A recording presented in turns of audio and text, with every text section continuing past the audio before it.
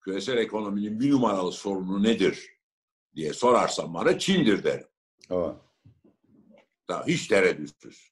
Yani Çin dünya ekonomisinin bir numaralı sorunu haline gelmiştir. Çok büyüktür ve ihracatın çektiği, artık ihracata yönelik demek zor Çin için, zaten yönelecek bir tarafı kalmadı. İhracatın çektiği büyümede ısrarlıdır.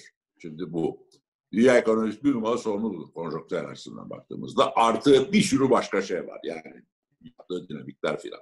Türkiye ekonomisinin de aslında enflasyondan sonra ikinci yapısal sorunu Çin'dir. Evet.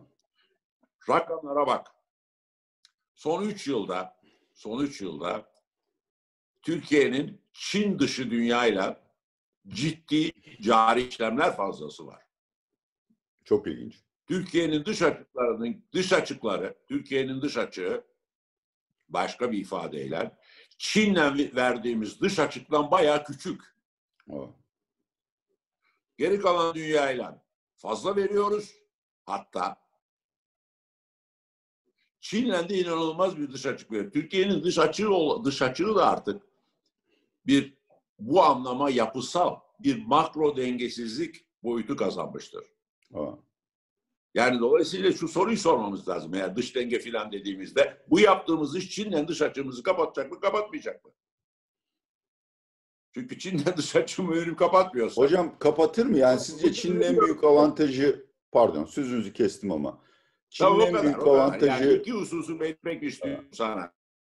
Enflasyon, ikincisi Çin'le dış açık. Rakamlara bak, ben baktım, onu bile konuşuyorum. Yani ben de bak, Türkiye'nin Çin'le verdiği dış açığı, geri kalanına bak, bir de geri kalan dünyayla verdiği dış açığa bak. Son dönemde geri kalan dünyayla dış fazla ama Çin'le o kadar büyük bir dış açık ki neticede dış açık. Hocam peki bu Çin'in daha verimli olmasından mı kaynaklanıyor? Pardon. Bu Çin'in daha verimli olmasından mı kaynaklanıyor? Sübvansiyonlarından mı kaynaklanıyor? Yoksa işçilik ücretlerinin çok daha düşük olmasından mı kaynaklanıyor? Yani şeyi bilmiyorum. Ne derler? Ayrıntıları bilmiyorum. Girmek lazım ayrıntına. Yani mesela birkaç anekdot anlatayım sana. Lütfen. Benim sevdiğim bir diş macunu vardır. Misvaklı.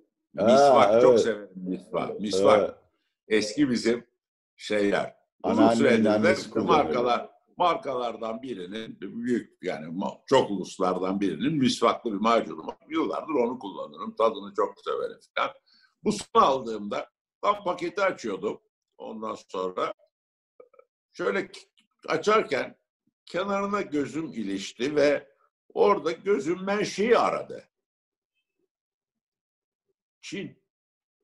Türkiye Çin'den diş macunu ithal ediyor Aziz kardeşim. Tamam. Şimdi bunu sen neyle istersen açıkla.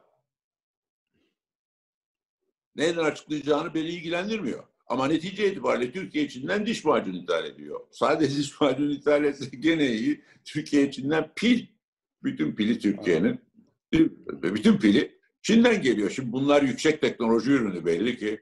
Ondan sonra biz yapamıyoruz herhalde. Yani bilemiyorum şeyden. Ondan sonra gene Türkiye'nin bütün oyuncakları değil mi? Nereden geliyor maalesef, oyuncaklar? Evet. Yani Çin'den geliyor.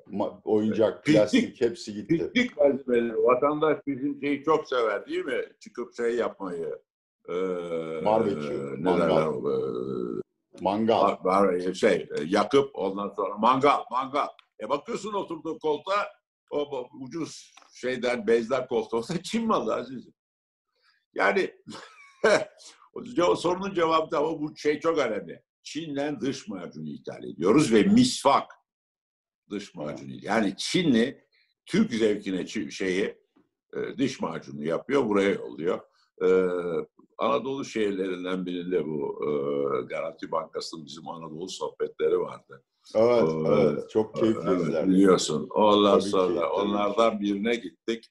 Karadeniz şehirlerinden biri, böyle küçük şeyleri var. Ahşap kayıkları var. Bölgenin, şehrin. Dolayısıyla işte gitmişken alalım dedim. Gittim. Ondan sonra bir tanesi bir hikayeyi anladın mı? Made in China.